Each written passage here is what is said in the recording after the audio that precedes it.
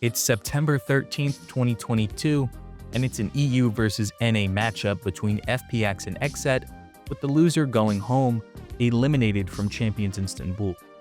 The two teams had faced off just over a week ago, with xset taking a 2-1 victory over FPX to secure their spot in the playoffs.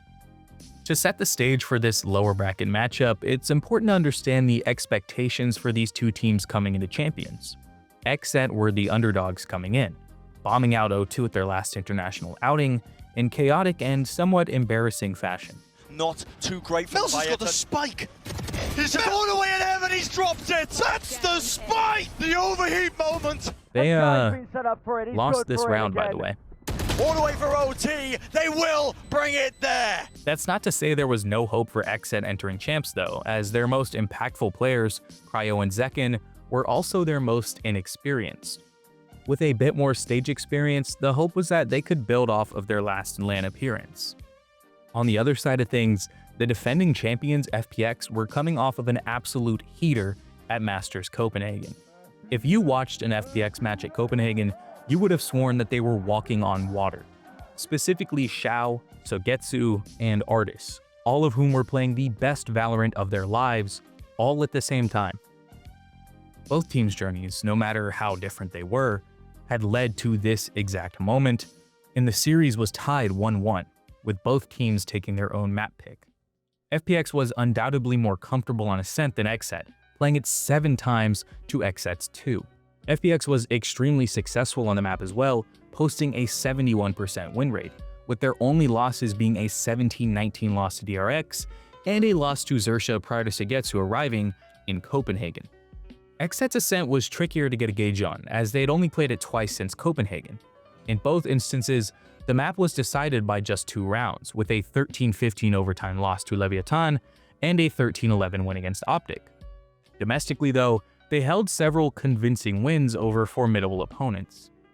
Starting on the defensive side of Ascent gave xset the opportunity to jump out to an early first half lead, and a pistol round win would seemingly put this into motion. Things went south rather quickly though, as xset would lose their anti-eco right after. Once their economy recovered and xset settled in, they turned their early 1-2 deficit into a 5-3 lead. Unfortunately for xset, that'd be where they'd stall out, as instead of the big lead they'd hoped for, xset found themselves down 5-7, tasked with coming back on attack. Better get Shao. Shuts it down. 7-5 on the half. They clawed their way back to a 10-10 scoreline, but the struggle that is attacking on Ascent reared its ugly head.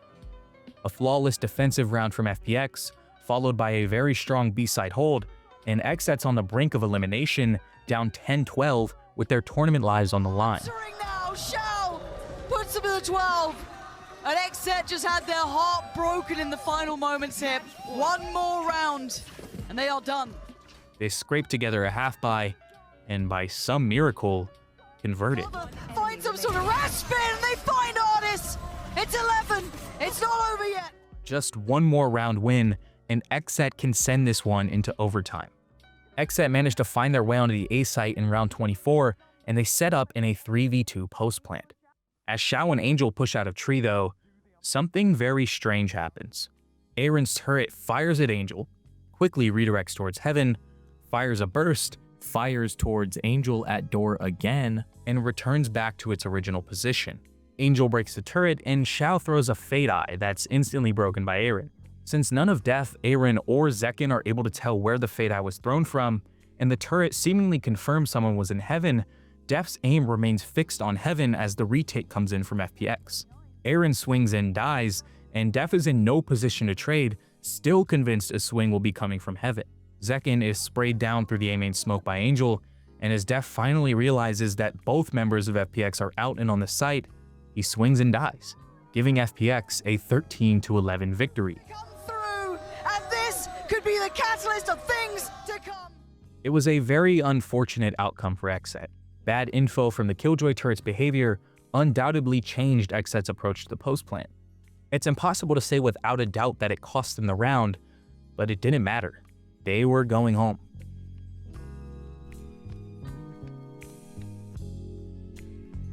Except, behind the scenes, discussion of a round replay had been underway since the match's conclusion.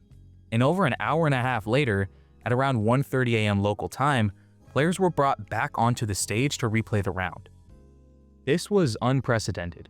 Only one other replay of this nature had ever been conducted, when Vivo Keyed and Ascend were made to replay the third map of their series at Champions 2021.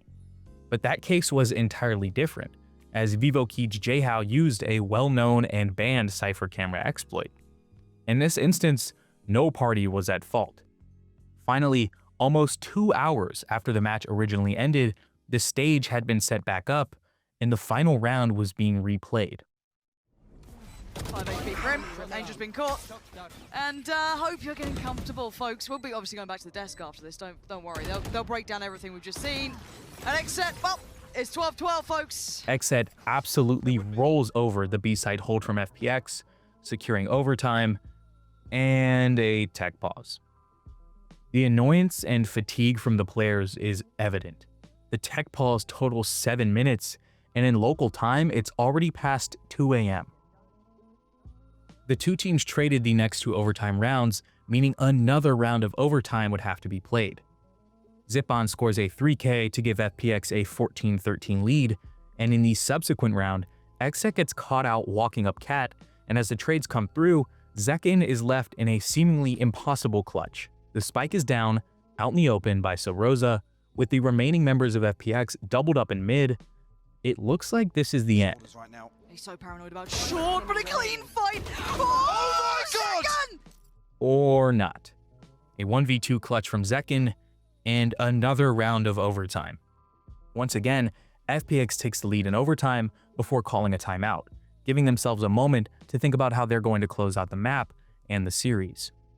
xset tries the B site once more, but FPX meets them there with 4 players, and as cryo falls early, xset's attack completely stalls out, only making their way onto the site with 15 seconds left in the round.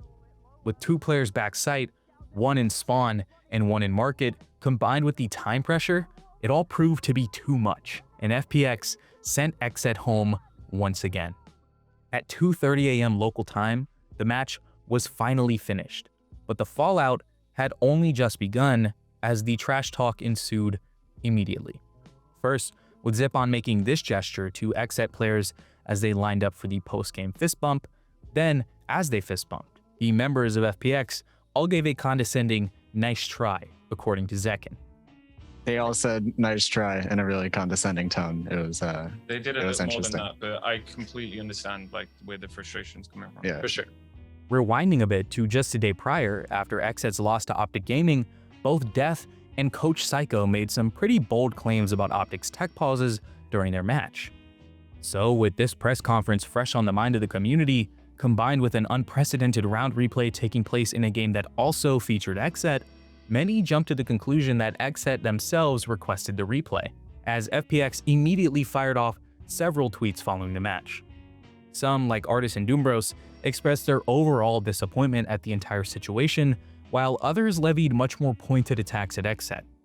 For example, Suygetsu labeled them as losers, and zekken tweeted out, "GG, won again, easy, nice try xset, lose against Optic, blame tech pause abuse, lose against FPX, blame bug." The next day, Ardiis would chime in once more, saying, quote, "Love how Riot last event confirmed I had 50+ packet loss during a round and didn't replay it.